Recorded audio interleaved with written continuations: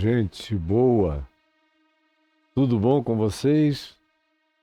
Eu estava dando uma olhadinha aqui nos textos paralelos de do que nós estamos vendo em Lucas, mas que é pertinente a Mateus 24.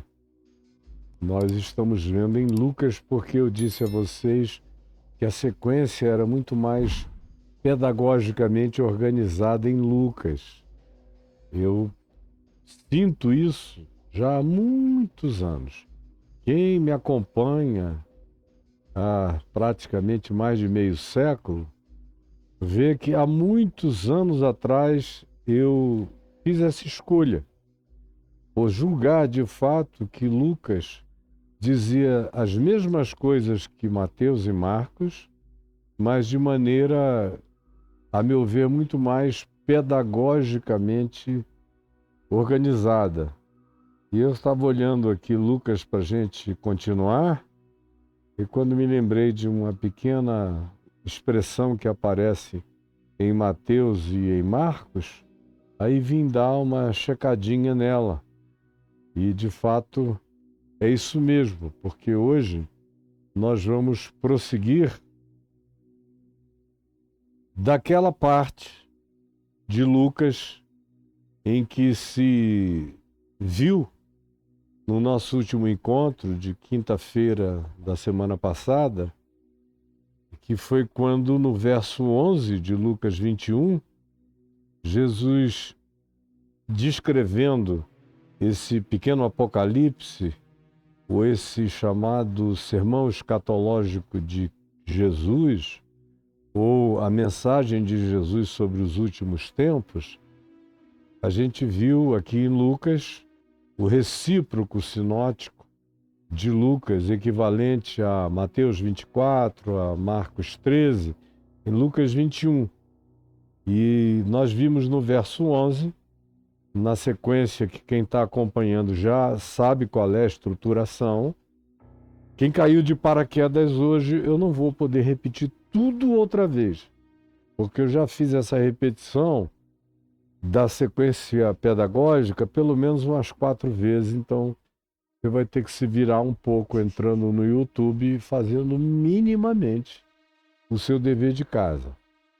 Mas na ordem que a gente viu, que começa em Lucas, começa no capítulo 21, verso 12, vai até o 24, volta ao verso 8 e vai até o final do verso 11, e a gente já estava agora andando na direção desse segundo momento do sermão escatológico, que conclui-se no verso 11, aí nos remete intuitiva, clara, límpida e consequencialmente para o verso 25 até o verso 28.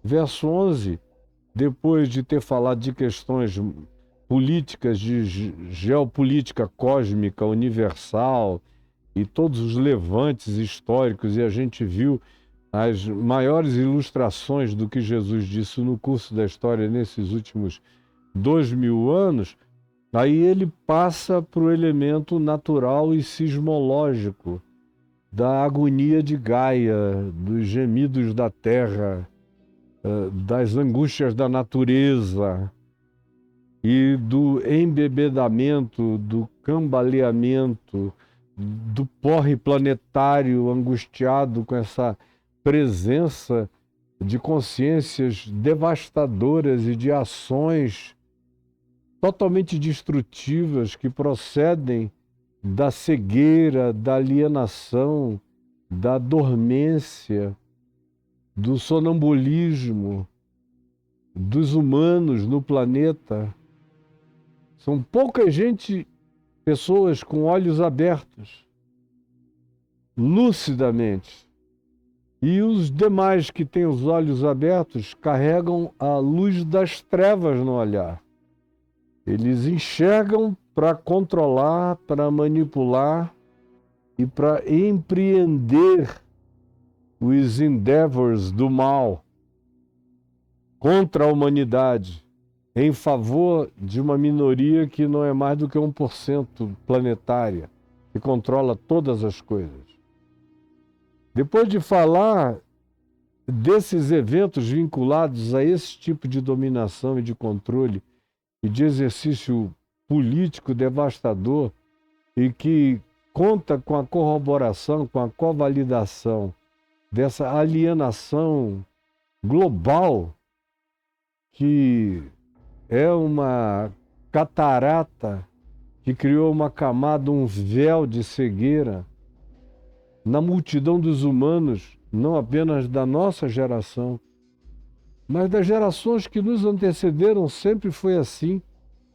Muito pouca gente enxergando com a luz da vida, alguns outros enxergando com aquilo que Jesus chamou de luz das trevas, quando disse: se a luz que há em ti, o teu olhar, na tua interpretação, forem trevas, quão grandes trevas serão? A gente viu isso longamente na nossa sequência de Mateus, há 2 anos e tanto atrás. Está tudo gravado no YouTube. E esses que enxergam com a luz das trevas, que enxergam nessa perspectiva do controle e da manipulação, é também uma minoria. A grande maioria está presa dentro da caverna de Platão, só vendo sombras longínquas, sendo apavorados por fantasmagorias inventadas pelos criadores de mitos, de sonhos ébrios, de sonhos turvos, de sonhos enganadores, de sonhos mentirosos ou dos fabricantes de pesadelos sociopolíticos, econômicos, ou dos inventores, criadores e patrocinadores de guerras, de morte, de fome e do que decorre daí, pestilência e todo tipo de calamidade, conforme a gente viu, usando a arquetipia de interpretação histórica em Apocalipse, no capítulo 6, nos 4 primeiros cavaleiros do Apocalipse. Pois bem, e aqui, no dia de hoje, depois da gente ter lido e falado na quinta passada, quando Jesus disse: haverá grandes terremotos, aí eu falei sobre a incidência de terremotos, como no século XX, isso cresceu exponencialmente. Estou falando estatisticamente, não é impressão e nem de leitura de jornal. É estatisticamente falando, é consultando experts. Como eu sempre tive a bênção de ter gente especializada na área me atualizando. Eu me lembro de um presbítero que eu tinha quando eu era pastor na Igreja Presbiteriana Betânia, o presbítero Bettini, especialista em geologia, que me mostrava as estatísticas, que me dizia: olha, o crescente aumento de terremotos é uma coisa constatável, especialmente nos últimos séculos, mas no século XX foi exponencial o crescimento. E depois da bomba atômica e das explosões e dos testes nucleares e de tudo quanto se vem fazendo contra a natureza, a aceleração, o aumento e a exponencialidade dos temores de terra e dos tsunamis planetários é uma coisa chocante. E ele me disse isso há 40 anos atrás. Agora já tem alguns anos que ele envelheceu e foi viver a vida dele longe de mim, e eu vim viver a minha vida também longe dele.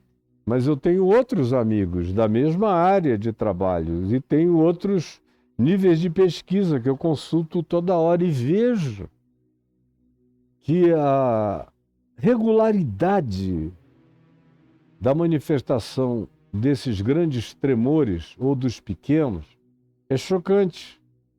é que nós, na camada da crosta superficial da Terra, não temos acessibilidade física, orgânica, para mensurarmos o que está acontecendo nas regiões profundas. Mas o contorcionismo que vai acontecendo nos intestinos planetários é um negócio chocante. O choque das placas tectônicas, os movimentos, os desvios, as mudanças de eixo, o que está acontecendo no âmago mais profundo do planeta, onde a gente não consegue visitar. O máximo que a gente consegue perfurar e alcançar com detecção concreta chega a 12, 13 quilômetros de profundidade, na profundidade da Fossa das Marianas, no Pacífico. E os que vêm tentando cavar os poços em terra, em superfície seca, mais profundos, são os russos e os chineses, que bateram recentemente no nível de profundidade para o qual eles não têm broca perfurante. Mas a detecção dos elementos vibrantes, que vêm de dimensões infinitamente mais profundas do âmago planetário, nos mostram que a Terra está sofrendo de um processo diarreico, de cólicas terráqueas profundas. O eixo da Terra vem mudando, há uma aceleração na contagem do tempo planetário, só os relógios atômicos vão verificando isso, mas daqui a mais um tempo nós vamos ter que fazer pequenos acertos nos nossos relógios. Há variações em vários outros níveis de frequência, de magnetismo, de alterações de natureza gravitacional. A Terra está em dores de parto, agônica, como os profetas do Velho Testamento diziam, que a Terra cambalearia, bêbada. E o apóstolo Paulo fala em linguagem poética, mas absolutamente cruenta, na descrição dos fatos fenomenologicamente constatados por nós cada vez mais, quando diz que, como um todo, a natureza geme. Então Jesus diz: haverá grandes terremotos, epidemias, como vimos, e fome em vários lugares. Não em todos os lugares, mas em vários lugares, fome absurda.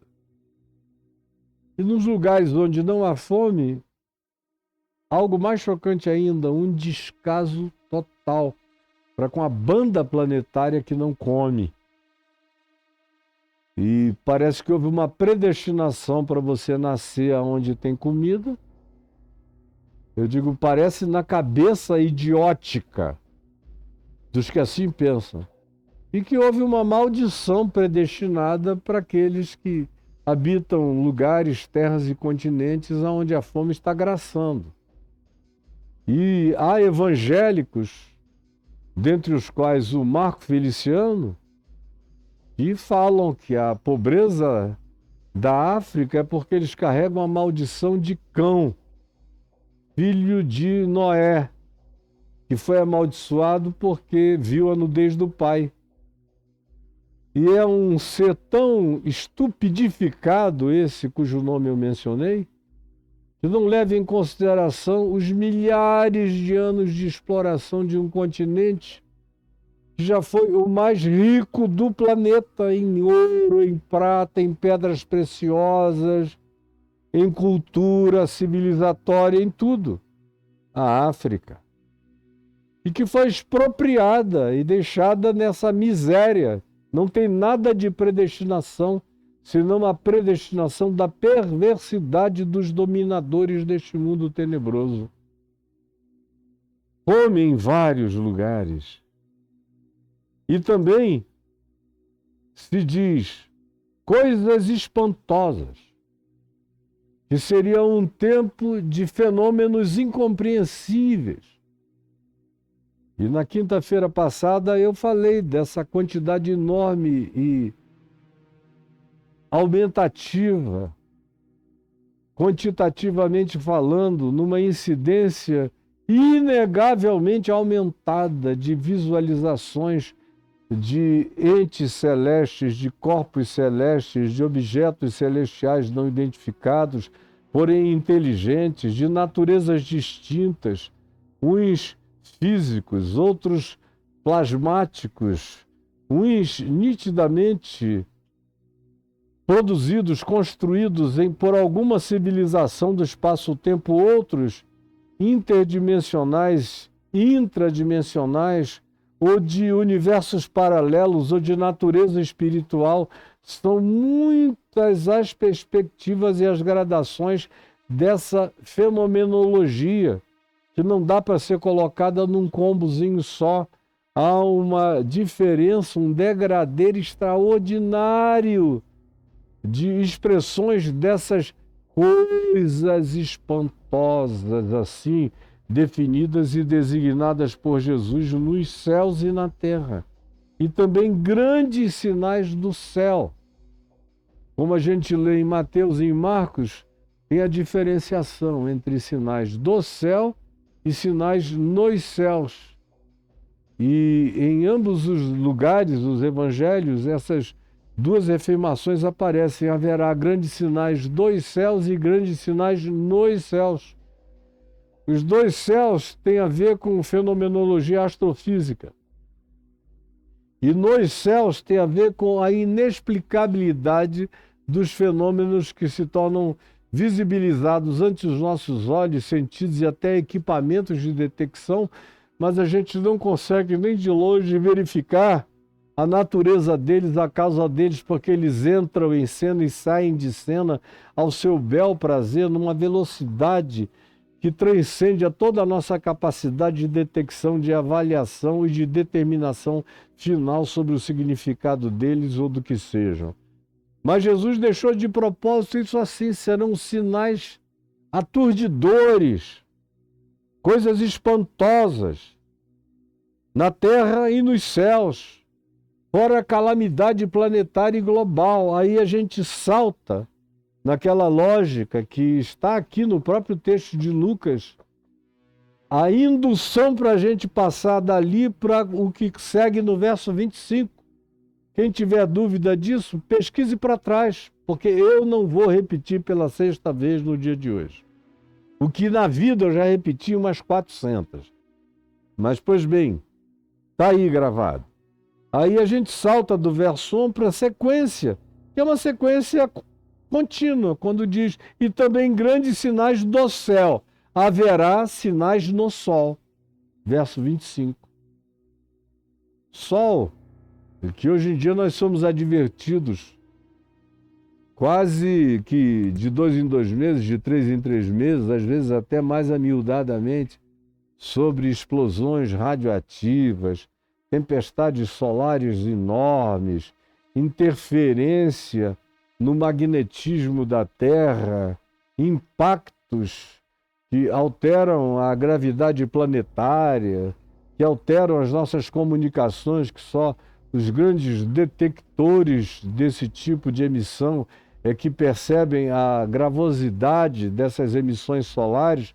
Mas vai chegar a hora em que o processo de toda a comunicação da Terra vai sofrer abalos gritantes em relação ao que vai emanar do céu em choque de ondas e de outras naturezas de energia atingindo o planeta, sem falar que o Apocalipse fala de um aquecimento solar que conta também com a falta de proteção atmosférica da Terra, que será cada dia mais drasticamente alterada, e o resultado disso é o calor insuportável, além do efeito estufa que aumenta essa sauna terráquea na qual a gente está crescentemente experimentando ano após ano temperaturas mais elevadas, com todas as suas consequências de derretimento polar, de aumento das águas, dos mares e dos rios, e tudo quanto se entrelaça e se encadeia num processo no qual todas as coisas fazem parte de um ecossistema, de uma coisa só, de uma conectividade inseparável e indivorciável, aonde a alteração de um elemento altera uma cadeia em sequência de outras realidades e fenômenos necessários à vida e que até então estiveram num equilíbrio perfeito para que nós habitássemos esse planeta Éden.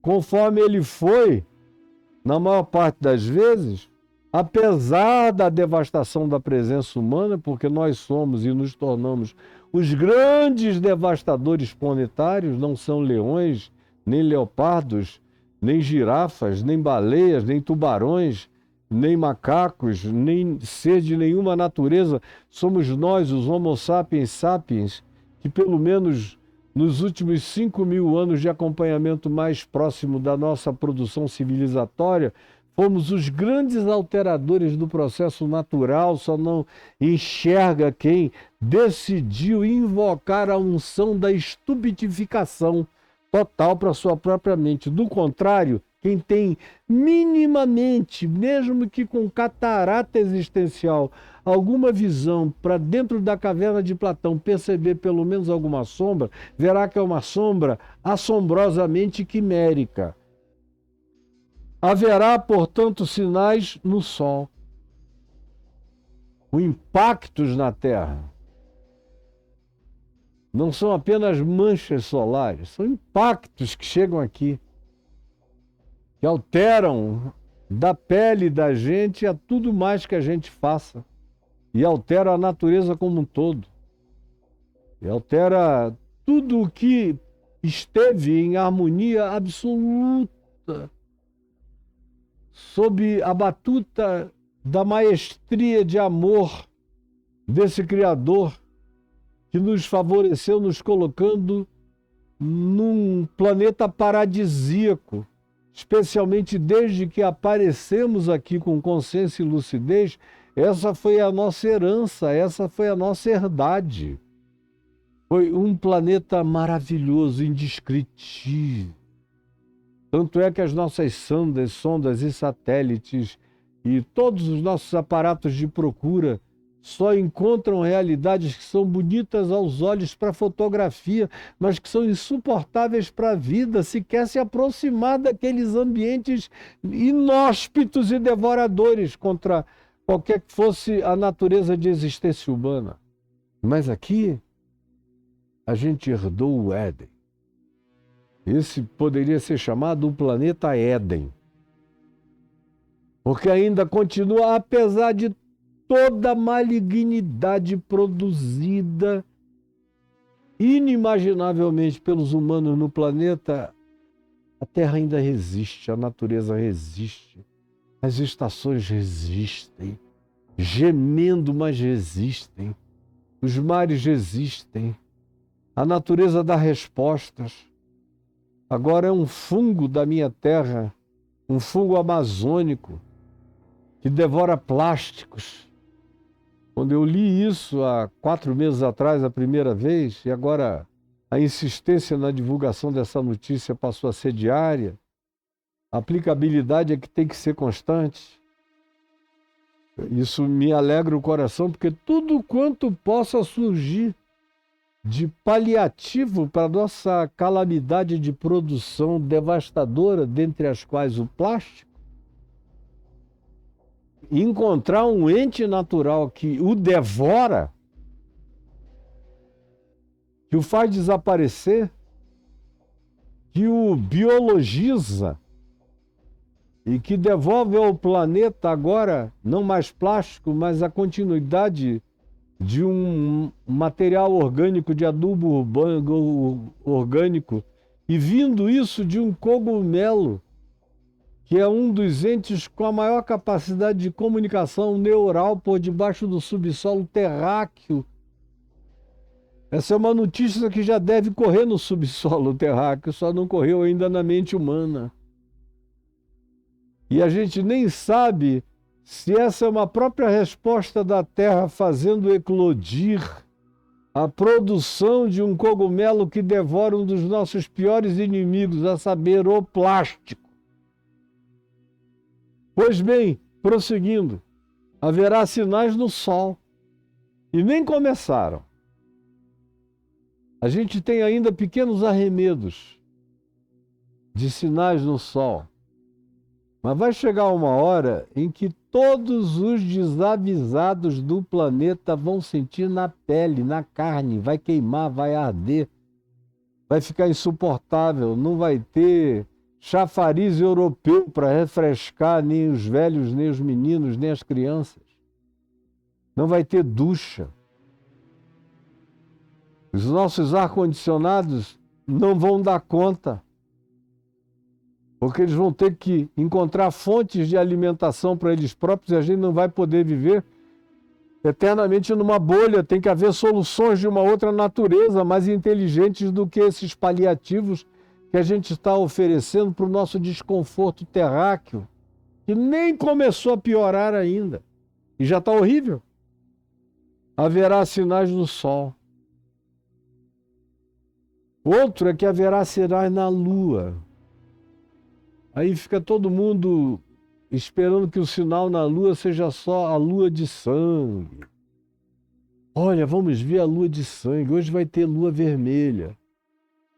Quem dera, isso é puro romance ainda, é poesia. Quando se diz que o sol se transformará em trevas e a lua em sangue, lá no profeta Oséias, não significa dizer que o sol vai apagar, porque se o sol apagasse, nosso sistema solar inteiro se dissolveria, se destruiria, perderia o seu centro gravitacional e implodiria e se arrebentaria e os corpos se chocariam uns contra os outros. O equilíbrio que o Sol produz com a vida que ele emana é fundamental para que essa ordem inteira continue intacta no macrocosmos à nossa volta. Então, quando diz que o Sol escurecerá, não é o Sol, são os humanos não conseguindo ver o Sol pela camada atmosférica de poluição tão grande, ou de qualquer outra natureza, ou de tempestades solares, ou de tempestades de areia, ou de qualquer que sejam os impedimentos de interposição entre o olhar humano e a realidade solar. O fato é que Jesus diz que chegará um tempo na civilização humana em que haverá um escurecimento da presença do Sol na vitalização do planeta. Isso vai alterar plantas, fotossíntese, vida nos mares e nos rios, surgimento de desequilíbrios variados da natureza. A precisão da intensidade solar sobre a Terra mantém como relógio o equilíbrio de todas essas coisas, que você idioticamente caminha sob elas sem nem pensar, sem nem agradecer, sem nem se dar conta, elegendo presidentes para destruírem esse processo de equilíbrio. Os mesmos que dizem, eu lá tenho nada a ver com árvore, lá quero saber disso ou daquilo, o negócio é petróleo, drill, baby, drill, e você, meu Deus, parece um monte de loucos tomando conta da terra. Eu fico aqui assistindo a vida no hospício, sem poder fazer nada a não ser usar o meu lugar de fala, que atinge uns poucos, mas os poucos que queiram me ouvir, ouvirão a verdade do Evangelho de Jesus e as advertências de Jesus sobre a continuidade da vida na Terra, ou não. Haverá sinais no Sol e na Lua. A Lua é um ente muito próximo da gente, mas ela foi abandonada nas explorações lunares de maneira meio espavorida. Não sei se você notou isso. Se tem alguma coisa infinitamente mais fácil da gente explorar e conhecer intimamente, é a Lua. Mas do ponto de vista da divulgação social e midiática, A lua morreu para nós depois que o homem botou o pé lá a primeira vez, a segunda vez, aí da terceira vez em diante houve um silenciamento. Parecia que havia coisas na lua que não se queria que a humanidade soubesse. E o chamado lado oculto da lua é um grande mito. Porque qualquer aparato humano, moderno e contemporâneo, já não é de hoje, visita o lado oculto da lua, fica apenas sem sinal de rádio algum pouco de tempo, breve comparado com o que se está acostumado a ficar, sem sinal de troca entre a base de qualquer que seja a aeronave e a base terrestre de controle. A Lua é, para essa finalidade, pequena, e o silêncio de comunicação do passar pelo lado oculto da Lua é relativamente curto para justificar não mandar mais nada para lá. É porque tem muito mais coisa lá do que querem que a humanidade saiba. E eu não tenho a menor dúvida. Quando os primeiros humanos saíram de lá e o Wernher von Braun mandou que a cápsula que ia ser descartada no espaço fosse jogada de volta para o chão da Lua, porque eles queriam avaliar e medir qual era a sonoridade do impacto daquele corpo. Não tão pesado, eram algumas poucas toneladas caindo no chão da Lua. Houve um choque. Não sei se você acompanha isso. Eu não tiro os ouvidos de tudo isso. E nem os olhos. Eu acompanho tudo. Tudo para mim é do meu interesse. Quando caiu lá, houve um ribumbar, como se fosse um sino batendo, como se sob a camada imediata da Lua houvesse uma grande chapa de ferro, que durou um grande tempo de ressonância. E foi chocante a constatação. Você ficou sabendo? Não. Foi tudo encoberto. Anos depois é que os centros de ciência começaram a ter permissão para divulgar. No segundo experimento, que foi na segunda viagem, com equipamento mais pesado, e tendo havido essa experiência original com o Armstrong e o Neil jogando aquilo ali, e o Collins, foram os três que foram lá, jogando aquele aparato da superfície lunar, jogaram agora um mais pesado, com aparatos de verificação, de medição de sonoridade e de vibração muito mais sofisticados, e aí o negócio durou horas. O bater, bum, e aquele sino lunar. Ninguém teve mais dúvida de que sob a crosta da Lua tinha uma camada de ferro intensa. E aí veio o silêncio, ninguém quis mais trabalhar, nem divulgar, nem anunciar as idas ou trabalhos. Há uma quantidade certamente grande de trabalho extraoficial, extra-divulgado, extra-promovido, acontecendo na Lua, mas vai chegar uma hora em que a gente vai levar algum susto chocante com a Lua. E foi Jesus quem disse: haverá sinais no Sol, mas também haverá sinais na Lua. A Lua ainda vai nos trazer choques. Quando ele diz que ela se transformará em sangue, a minha mente chega aí às últimas consequências do significado disso, que seria uma guerra humana na Lua. Vocês já imaginaram uma guerra atômico-lunar promovida pelos humanos e as consequências disso? Haverá sinais na Lua, nas estrelas. Quando diz nas estrelas, está falando no contexto de Jesus e do primeiro século, se está falando de corpos celestes. Muitos corpos celestes estranhos e anômalos se aproximando e ameaçando.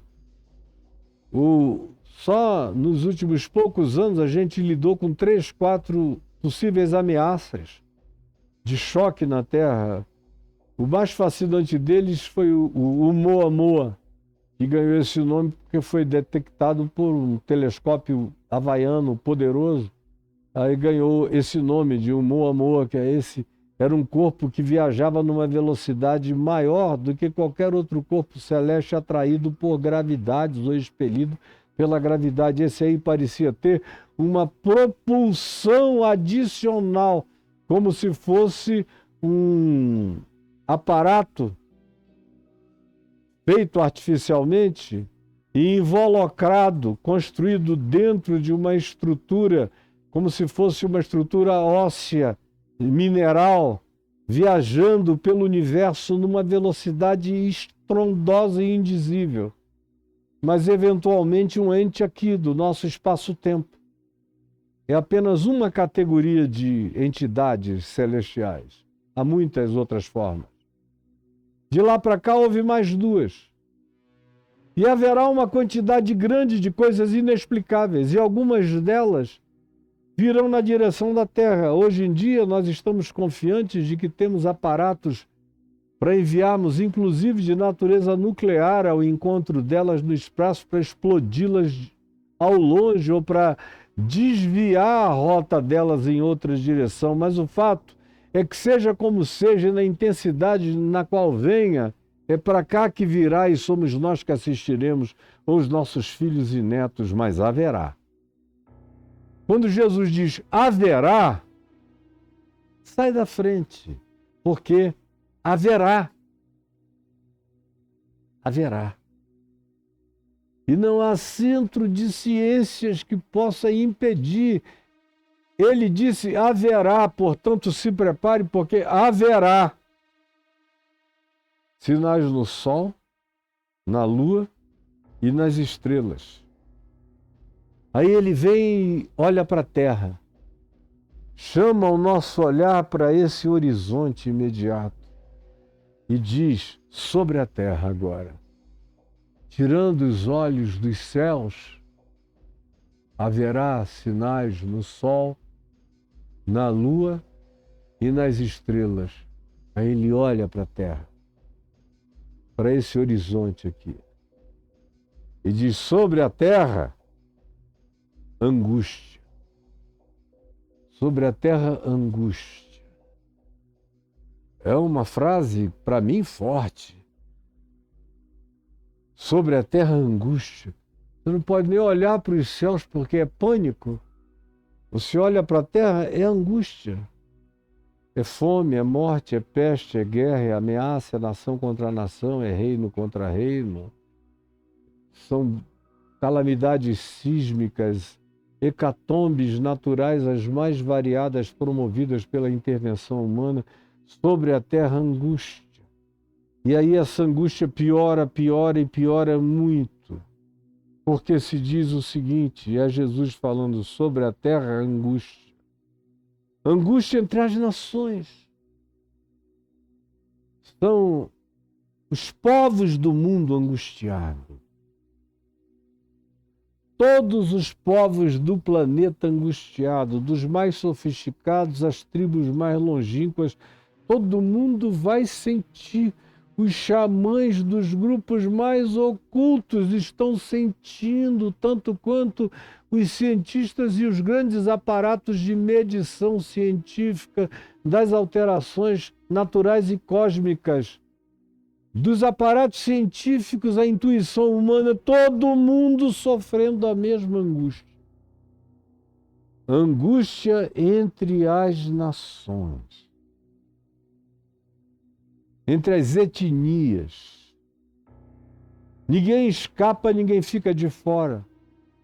Na Terra inteira, uma fibrilação instalada na alma humana e almas existindo em estado de angústia são almas existindo em estado de perturbação, de loucura, de descontrole, de inconsequência,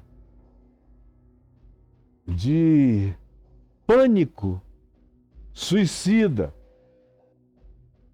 que é quando o medo impele o indivíduo às práticas mais enlouquecidas, que obedecem à lógica da antilógica, que diz: me parece que tudo está perdido, portanto, ferrem-se todas as coisas. A angústia produz as manifestações mais diametralmente opostas, e todas elas são autodestrutivas e suicidas, e a marca de todas elas é a inconsequência total. É tipo o tema do livro do Edir Macedo, Nada a Perder.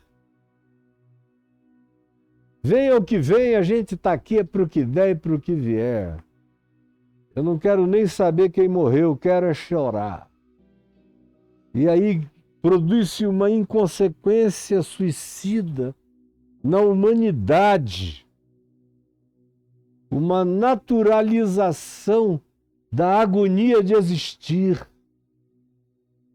Isso é uma coisa de natureza existencial poderosa e que não é de um indivíduo, é planetária, é coletiva. Pulsiona a alma coletiva de toda a humanidade. Na terra, angústia entre as nações. E em perplexidade é outra palavra que Jesus usa. Angústia em perplexidade. E uma das perplexidades, fora todas as demais, como se tudo que foi dito até aqui não bastasse, existe uma perplexidade que habita a fobia coletiva do interior da humanidade, que é a fobia diluviana, que já sepultou o mundo antigo há 5, 6 mil anos atrás, de acordo com mais de 1.500 culturas da Terra que descrevem esse mesmo fenômeno, enquanto alguns idiotas pseudo-arqueólogos dizem que foi só mito. Mas o que vocês, seus pseudo-arqueólogos, chamam de mito são descrições históricas do que aconteceu e do que a verdadeira arqueologia demonstra, a geologia demonstra, todas as outras medições demonstram, para quem não tem a cabecinha de arqueologia de viseira. Aconteceu. E esse pânico, esse medo do subir das águas dos mares, do transbordamento desses nivelamentos que têm se mantido estáveis nos últimos milênios planetários, produz uma agonia muito grande de perplexidade panicada na alma humana, de síndrome do pânico universal. Porque o universal é o trauma diluviano. É tão universal que, no meio de tanta calamidade aqui descrita, diz que os homens entram em estado de angústia, tomados pela perplexidade, por causa do bramido do mar e das ondas. O mar é apavorante. E na mente humana, depois do grande dilúvio, que só vem com esse papinho de que é mito, gente que não devia nem existir no mundo real, porque mitos são eles encarnados, são mitos encarnados. Embora tragicamente alienados e arrogantes nos arrotos de sua pseudociência e sabedoria. Pois bem, há esse pânico universal mais forte em relação ao aumento das águas do mar do que de qualquer outra fenomenologia panicosa descrita anteriormente por Jesus e descrita também pela ciência. Mas essa aqui é onde ele usa a expressão angústia entre as nações em perplexidade por causa do bramido do mar e das ondas. Polos derretendo, calor aumentando, águas subindo. Eu tenho filhos do meu coração trabalhando na tentativa de preservar as populações de algumas ilhas, tanto do Pacífico quanto do Atlântico e de alguns outros oceanos da Terra que estão na iminência de desaparecer nos próximos 10 anos. Populações inteiras que ou se consegue fazer com que o nível das águas não aumentem pelo estancamento do processo do efeito estufa e do calor exacerbado pela produção humana de energia de petróleo, de tudo mais que a gente usa para sufocar a Terra e o planeta e a natureza, ou se consegue conter isso, ou inevitavelmente o degelo vai chegar e outros fenômenos que a gente hoje com eles nem está contabilizando e lidando, mas que podem eclodir. E o aumento das águas do mar vem acompanhado de bramido. É um mar gemente. São oceanos angustiados. São ondas gigantes cada dia maiores. São terremotos nas entranhas oceânicas e transoceânicas. São abalos de toda a natureza. Nós ainda estamos ouvindo os primeiros ecos disso. Mas como eu, por exemplo, preguei para quase 1 milhão de pessoas lá na Cinelândia, na Eco 92, quando aconteceu o primeiro COP do clima, agora a gente vai para o 30 em Belém. Eu estava presente no primeiro, no Rio de Janeiro, em 92. E no final, além de um culto interreligioso que houve um ajuntamento de pessoas num evento chamado Celebrando Deus com o Planeta Terra. E eu preguei lá, havia quase 1 milhão de pessoas no centro do Rio. Advertindo sobre isso tudo, e naquele tempo eles diziam que só chegaria e ficaria perigoso em 200 anos. Eu falei, desculpem, eu não vou usar de nenhum recurso científico para dizer o que eu vou dizer, mas eu sei que nós não temos nem 80 anos. 200 seria uma orgia de tempo para o nosso devaneio de loucura. Nós não temos nem 80, isso foi em 92. Quando veio o segundo encontro do clima, e eles baixaram de 200 para 120 anos, eu falei, olha só, como eles realmente nunca tiveram essa certeza, eu digo a vocês, nós não temos nem 40 ou 50 anos mais. E agora a gente já entrou no prazo. Eles estão dizendo, já passou da hora. Mas quem sabe a gente ainda tem 15, 20 anos. Eu digo a você, não temos. Esses processos são exponenciais, eles não são de soma, nem de mera multiplicação. Eles são de crescimento totalmente exponencial. Não dá para a gente mensurar o crescimento. Trata-se de exponencialidade praticamente para além de todos os modelos de cálculo. Todos os modais de cálculo ficam ultrapassados de 6 em 6 meses. Nós não temos esse tempo. Os seres humanos mais sensíveis sabem o significado dessa angústia. Mas mesmo gente trabalhando com isso, intelectualmente preocupada com isso, eu vejo. Quando eles saem do ambiente de trabalho, eles fazem tudo para esquecer.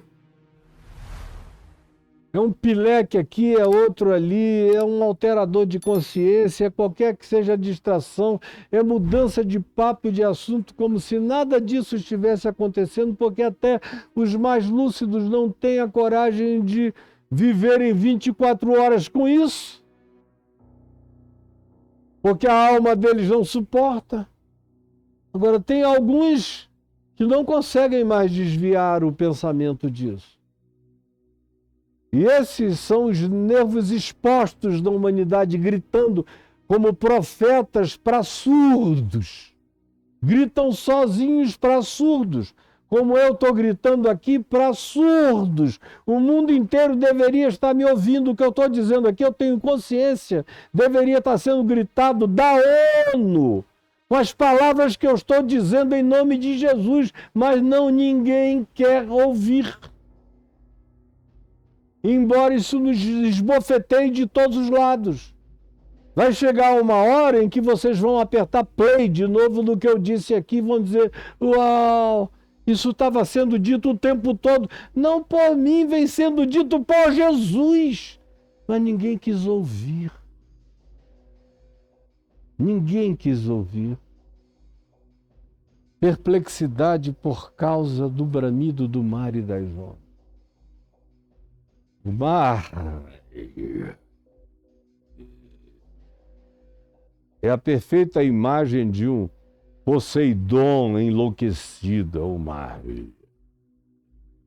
E as ondas doidas e o inconsciente coletivo traumatizado pelo sepultamento diluviano de 5, 6 mil anos atrás, que cobriu toda a face da terra, de modo que o que quer que tenha a ver com o mar apavora mais do que qualquer outra coisa.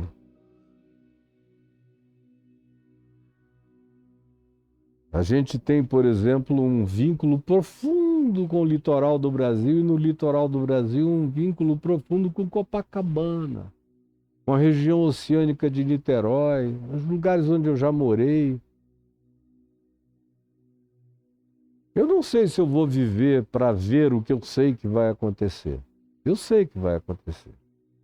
Se não houver uma conversão ao Evangelho eterno que aquele anjo forte de Apocalipse 14 prega viajando pelo meio do céu e clamando, e que diz: temei a Deus e dai-lhe glória, a Ele que criou os céus, a terra, o mar e todas as fontes das águas. E o texto do Apocalipse 14 diz: esse anjo pregava o evangelho eterno que se tem para pregar. Se não houver uma conversão da humanidade a esse evangelho eterno, que é um evangelho de boa nova de salvação planetária, e se tudo continuar nesse cinismo, nesse descaso, sob a batuta de Trumps e de doidos da mesma natureza de hospício e de manicômio, e com o acovardamento dos centros de ciência em relação ao poder ditatorial de um ente perverso como esse que está aí, e que dentro da igreja é aplaudido nos Estados Unidos, no Brasil, em toda a América Latina, e é um inimigo da natureza, um inimigo da criação, um inimigo da humanidade, um inimigo dos pobres, um inimigo da tristeza, da infelicidade e um inimigo do Evangelho de Cristo Jesus. Ele só é amigo de pastores de igreja, a quem ele compra e bota no bolso, e todos eles são mentirosos, falsos apóstolos, falsos profetas indignos do reino de Deus. Estão fora do reino. Agora, gente que não é alienada de igreja e que enxerga e sente, está sofrendo as angústias desse pânico, dessa percepção e dessa verificação. Os que deveriam, todavia, ser os mais atentos e acordados são os mais cegos, mocos, embrutecidos, não enxergam nada, nem querem saber. Mas eu estava falando que a gente tem uma grande intimidade com o litoral do Brasil, especialmente pelos lugares onde eu morei.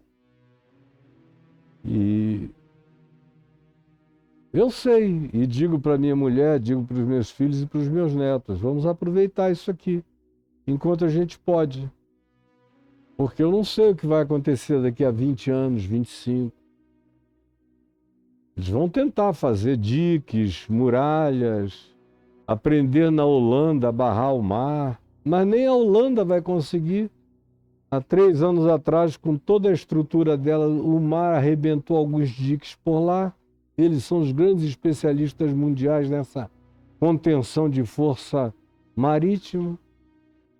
O Balneário Camboriú quis fazer como a Holanda e construir um lugar para proteção, para que as pessoas pudessem frequentar aqueles edifícios megalômanos de quase 200 andares.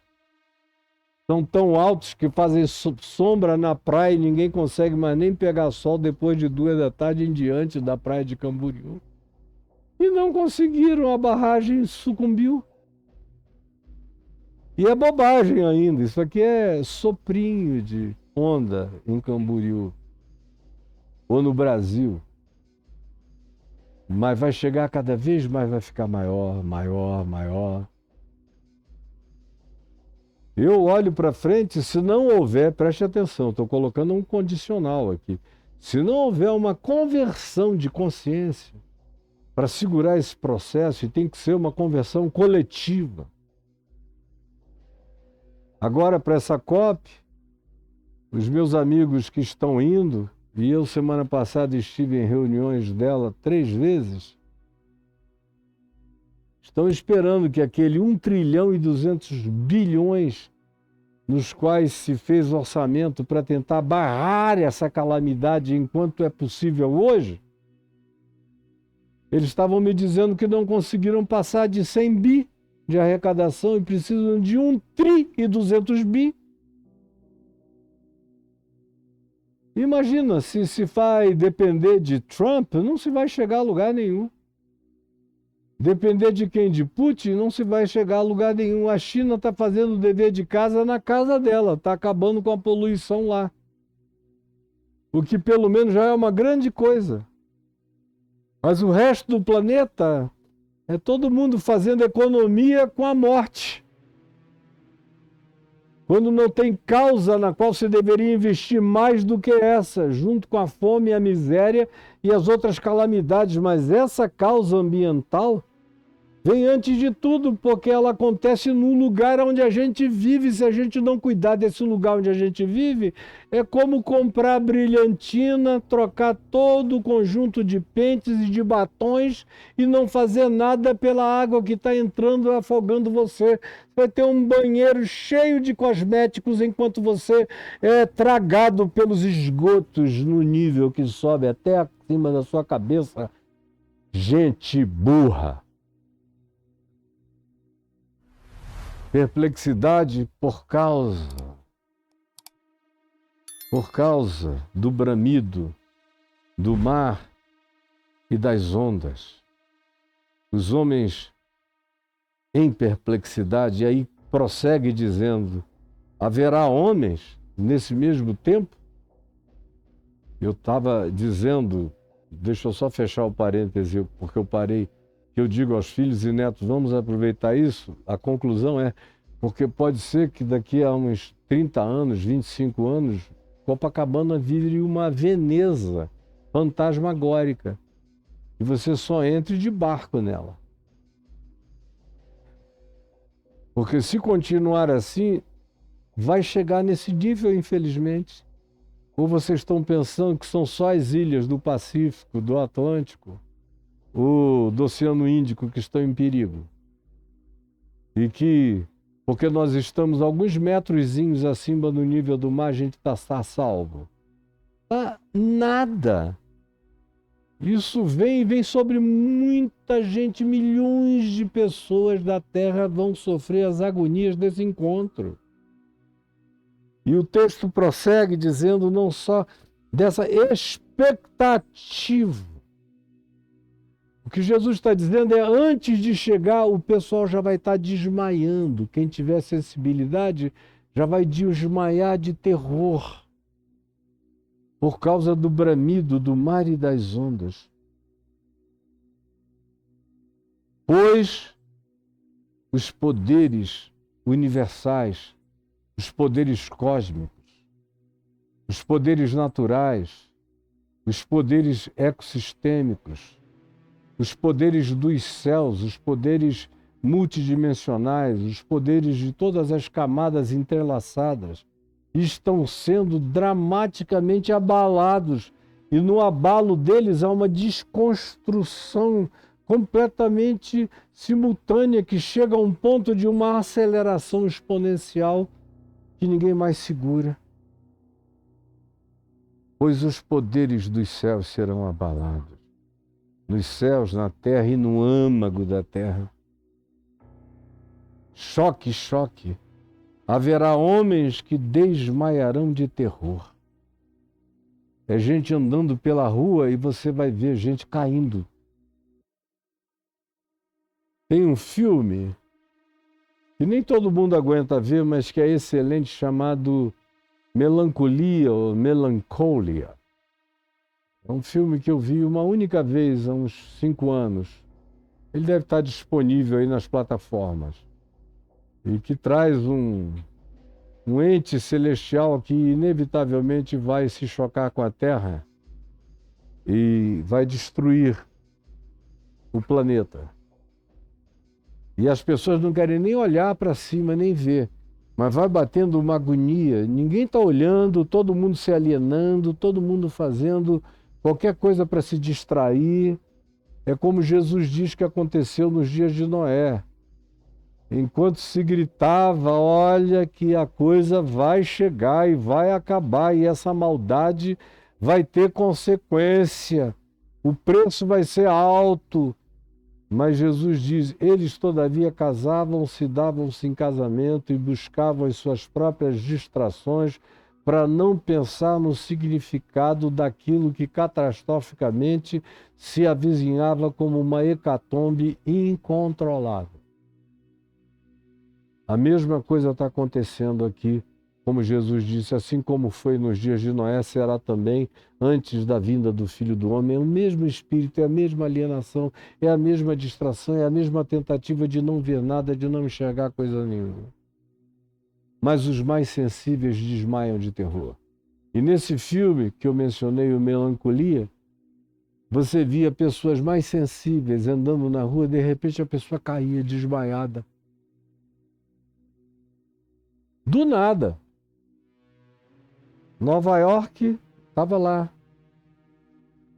Mas muita gente sensível que não conseguia esquecer o que estava vindo.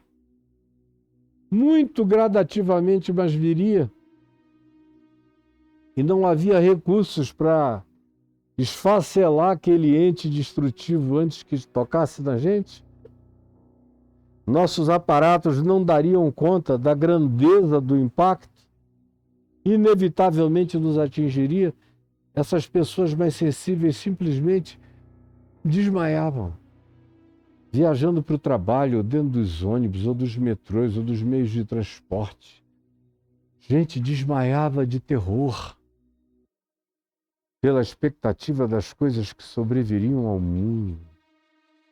Porque todo mundo sabia que os poderes dos céus estavam sendo abalados e desconstruídos todos os dias, menos os líderes universais que mandam no mundo. Esses constroem os seus bunkers à prova de milhares de explosões atômicas e dizem que se ferrem todos os demais da humanidade. Se sairmos só nós aqui como os Noés da perversidade dos nossos bunkers do poder, a gente refaz a Terra entre radiações, constrói as nossas bolhas e dá prosseguimento às existências desses nossos genes de Nefilim perverso. E é o que está acontecendo hoje, enquanto você está aí, como um macaquinho de circo distraído da vida.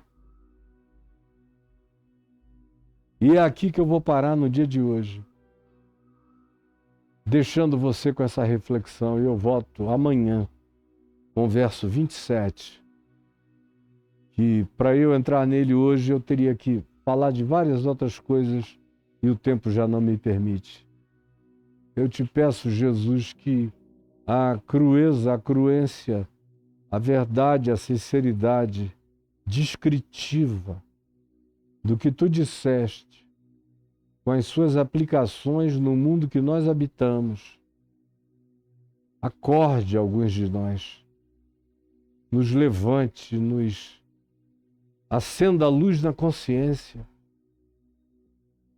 porque tu sabes que eu não tenho nem tempo mais para discutir política, nem pinto, nem pepeca, nem sexo, nem cor de cabelo, nem de pele, porque a gente está lidando com um negócio que tem a ver com a destruição de tudo, onde não sobra cabelo, pele, tema, assunto, nem nada, se a gente não tratar do que vem absolutamente antes de tudo, mas que se torna apenas sinalzinho de pele comparado com a calamidade cósmica que Jesus descreve, e a gente faz tudo para não ouvir, não enxergar. Enquanto a gente se dedica a causas que nos distraem, tem até uma dignidade pequena e imediata para quem tem apenas um mundo para ser visto pelo microscópio. Mas para quem quer que enxergue as macro-realidades do que nos cerca e do que nos vem e nos virá e inevitavelmente nos alcançará, são temas de uma pequenez enorme ainda. Os melhores temas do nosso congresso ainda são bobagem, porque de fato ninguém quer se concentrar naquilo que genuinamente importa e faz a diferença absoluta entre a vida e a morte. Por favor, tem compaixão das nossas compreensões cegadas e embrutecidas. E salva-nos dos processos alienantes que são derramados sobre nós a cada dia, de modo que são tão poucos os que estão salvos dessa fantasia. E eu te imploro que tu abras o entendimento de outros para que enxerguem o que está acontecendo. É o que eu te imploro. Porque não acontecerá, já está acontecendo. Em teu nome, Jesus. Amém e amém. Eu vou ficar hoje por aqui com você, mas eu vou voltar amanhã, porque eu disse aos meus companheiros que eu estou querendo concluir a nossa exposição de Mateus o quanto antes, porque eu quero retomar os nossos papos de graça e quero começar também a área 51 do Evangelho e outras coisas mais que eu tenho para oferecer aqui, e eu preciso de tempo. O meu tempo é muito cheio. Agradeço a todos vocês que me ajudam, que oram por mim e que acompanham com sinceridade.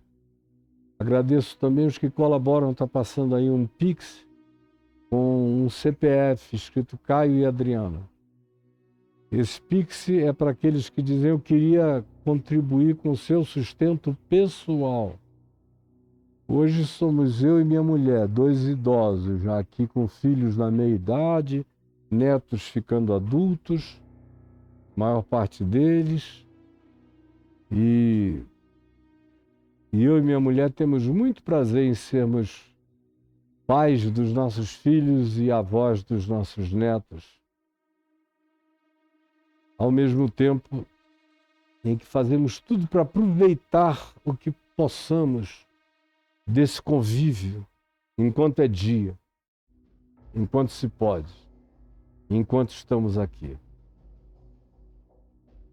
Mas vai chegar a hora em que ninguém vai poder aproveitar mais praticamente ninguém, então aproveite o que você tem e os que você tem. E aos que perguntam como eu posso fazer para te ajudar, é esse pixzinho que está passando aí.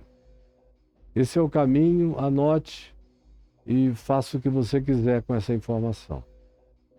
Um segundo pix que passa aqui é para o meu ministério, não é para a minha pessoa. Esse primeiro é pessoal. Esse outro agora é um CNPJ, é pessoa jurídica, não é física. Eu não passo da pessoa física. A jurídica é o meu ministério, é o que eu faço, com os que eu faço, que eu não consigo fazer tudo sozinho. Tem algumas dezenas de pessoas trabalhando comigo, cortando, recortando, botando, distribuindo, enviando para todo lado, respondendo. É muita coisa que eu não dou conta sozinho. Se eu estivesse aqui sozinho, você não ia ter retorno nenhum de mim, porque a minha avidez por deixar como legado o que eu tenho para dizer para as próximas gerações e para essa é tão forte que eu não tenho tempo para ficar organizando processos. Outros sempre fizeram por mim e continuam a fazer por mim. E sem eles eu não consegui chegar até você. Então, se você está contente porque essa palavra chega até você, ajude. E eu não tenho trocas nem barganhas a propor nem a fazer. É um privilégio seu estar ouvindo o que eu tenho a lhe dizer em nome do Evangelho de Cristo Jesus. Agora, esse é o privilégio contribuir para que essas câmeras continuem a ficar nítidas, o som chegue audível, os recortes aconteçam, as edições, os programas, as produções vão atingindo gente, vão se multiplicando. Como eu tinha prometido já 1 ano e meio atrás, isso está chegando a hora, agora ia ser há 1 ano atrás, nós decidimos adiar por verificarmos que nós estávamos sem estrutura para dar conta do que estávamos oferecendo, que é colocar tudo em inglês e vai começar a entrar gradativamente, cada vez mais. Vai entrar em inglês, vai entrar em espanhol, vai entrar em audiobooks, a gente vai fazer tudo o que puder para que essa palavra alcance o máximo de possível de pessoas na Terra, nesse planeta em estado periclitante. Ajude, contribua financeiramente e ore. E o CNPJ está passando aqui. Tem outros que dizem, tem algum outro meio? Bom, eu já acho o Pix uma bênção, mas se você quer outros meios, escreva aí. caiofabio.com.br, escreveu? caiofabio.com.br, caiu aí no meu blog. Lá em cima tem um branquinho piscando ali onde o cursor está passando, ó, tá vendo? Clique aí e entre. Aí eu agradeço, muito obrigado. Aparecem 2 bancos, o Santander e o Banco do Brasil, com agência e com CNPJ de cada um deles, correspondentemente a cada conta e a cada uma dessas gestões. É tudo feito pelo meu amigo Edivaldo, que está comigo desde 1989, meu grande companheiro. Está aí para quem gosta de fazer depósito ou transferência bancária. E clicando aí no mais opções de contribuição, você passa, chega nos mesmos 2 bancos que você já viu anteriormente, e aí embaixo tem cartões de crédito de todas as bandeiras mundiais. Embaixo tem o PagSeguro, que já foi muito útil antes de haver Pix. Hoje a utilidade dele é menor, mas está aí. E para quem mora no exterior, não existe a desculpa de dizer, ai, quem me dera morar no Brasil para te ajudar. Não, querida, você pode aí da Áustria, ou da Itália, ou da Alemanha, ou da Inglaterra, ou de Portugal, ou dos Estados Unidos, ou da Oceania, ou da Nova Zelândia, de qualquer lugar do planeta. Você pode usar o PayPal e ajudar-nos a fazer isso tudo, continuar a chegar não só a você, mas a muito mais gente para além de você.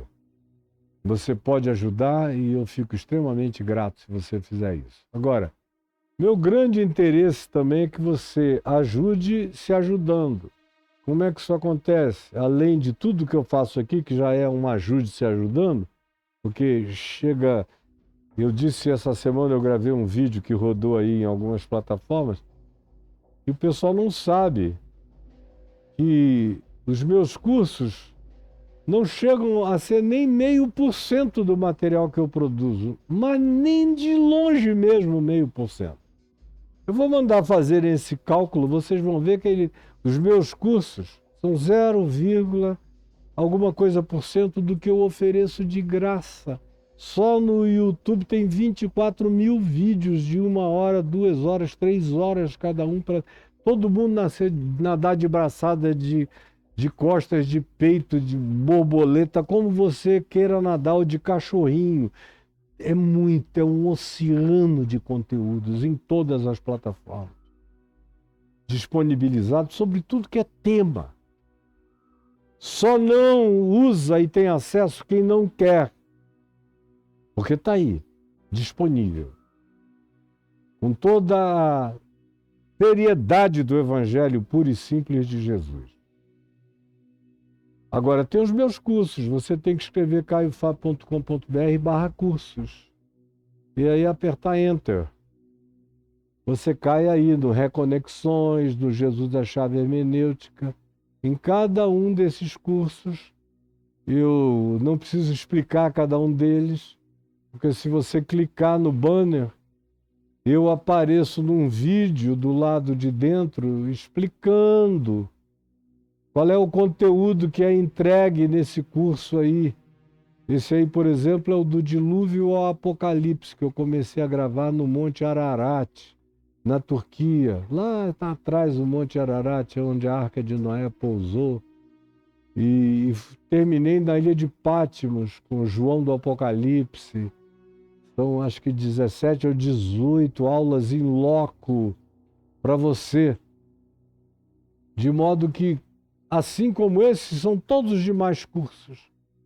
Vão dar um conhecimento crescente, cumulativo e evolutivo da compreensão de todos os temas propostos para você chegar neles. Pegue o seu e faça o seu. Além disso, eu estou oferecendo agora mais um curso novo, chamado O Poder dos Salmos. Você está vendo aí as imagens do poder dos salmos. No mesmo ambiente você pede caiofab.com.br/cursos. Os salmos sendo lidos, tendo Jesus como chave interpretativa, estão se transformando em centenas de evangelhos práticos aplicados ao cotidiano de todas as temáticas possíveis da vida. Tudo para você ouvir de entre 15, 18 e 20 minutos toda manhã. Vá ouvindo para o trabalho. E você vai ser turbinado para viver melhor, com fé, com coragem, com vontade de ser, de existir, com aquela inabalabilidade de uma fé lúcida, consciente, desassombrada em Cristo Jesus. O poder dos salmos será desassombrar você para viver. Vai e pegue o seu, faça e depois me conte se você não foi abalado, enrijecido, transformado, se você não ganhou couraça, escudo, espada, capacete, força de vida para viver desassombradamente nesse mundo. O poder dos salmos é completamente seu. Peça agora mesmo, eu vou ficar extremamente feliz se você fizer isso. E por último, você está vendo aqui um convite para você se inscrever no canal. Ele deve passar aí de 8 em 8 minutos. Aí, ó, curta. Por quê? É porque eu gosto, eu preciso, eu vivo disso? Não. É porque, infelizmente, o algoritmo é burro. Ele só entende isso. Você tem que dar essa isca para ele, ela clicar, se inscrever no canal, apertar o sininho, aí o algoritmo diz, esse aqui é um cara bem visto.